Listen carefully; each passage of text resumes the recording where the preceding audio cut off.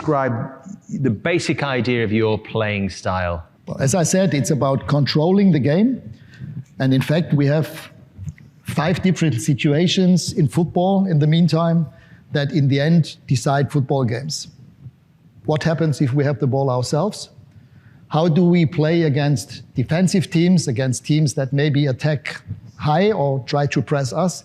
So you need to have, as a coach, a very clear idea of how do we want to play if we have the ball ourselves. Number 2 is, what do we want to do if the other team has got the ball? What kind of information, match plan, game plan do I give my players when the other team has got the ball?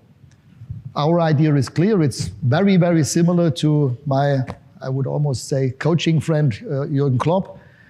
Our football, our Red Bull football is heavy metal, rock and roll, and it's not slow waltz. You know, we hate square passes, back passes. Just having the ball ourselves as la pour la doesn't make sense. And then we have the 2 situations of transition. What happens in the very moment when we lose the ball, and what happens in the very moment when we win the ball. This is number 3 and number 4. And then, of course, you have the set pieces, also highly important.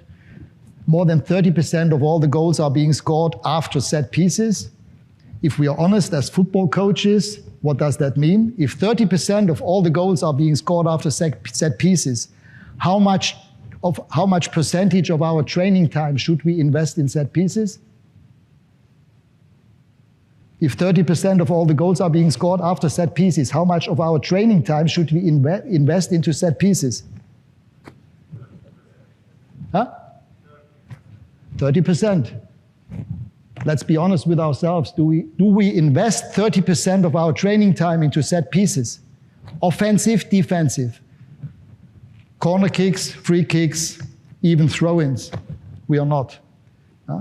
And so those are the 5 situations. And all the top teams, if you look into the last 2 or 3 years of the Champions League winning teams, they were in all 5 areas above average, if not top.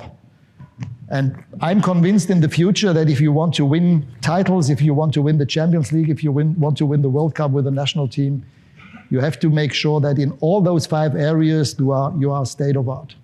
On the tactics, transition, it's a key word. You've used it a few times. Why is it so important? Well, as we said, I mean, in the very moment you win the ball, and again, it depends how you want to play yourself. We spoke about Liverpool, about Jürgen Klopp. We spoke about Leipzig, the way that we played with Leipzig or with Salzburg now. It's about putting the other team under pressure, no matter if it's high up. The higher up, the better. But wherever the ball is, we try to win the ball back. And we also found out that it's not only about where we win the ball back. Obviously, the higher up we win the ball back, the closer the distance to the other team's goal, keeper and goal.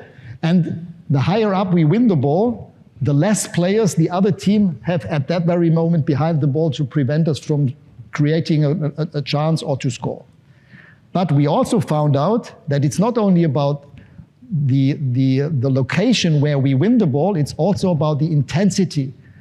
The more aggressive, the more intense we win that ball in that very moment, the more we take this intensity and this tempo into the counter-attack.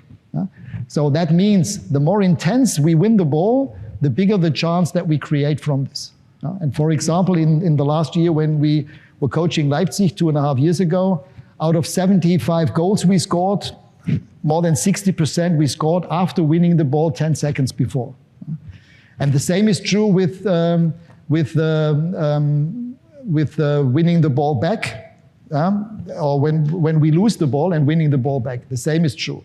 I mean, if we know that the biggest chance is to win the ball within 8 seconds, it makes sense to not waste time. So all the players around the ball have to try and win the ball back. And then also, highly important, we saw that in our first presentation today, it's rest defense, because if you play aggressive, high pressing, you need to make sure that the defenders, no matter if you play with 2 or 3 central defenders, that they make sure that the only 1 or 2 players that the other team has got up front, that they are being marked. They have to be closely marked because those two players or this one player is the only player that might be able to, if we allow them to control the ball, that we get the counter-attack ourselves. And this is about rest defense. This is also nothing less than a train the brain issue, because it's very easy for a central defender, and they don't necessarily need to be fast in order to do that. To mark when the ball is still at the other team's 16-yard box, to mark this one or two players very closely. Even mark through, mark ahead of them, and the other one like a sandwich mark behind him.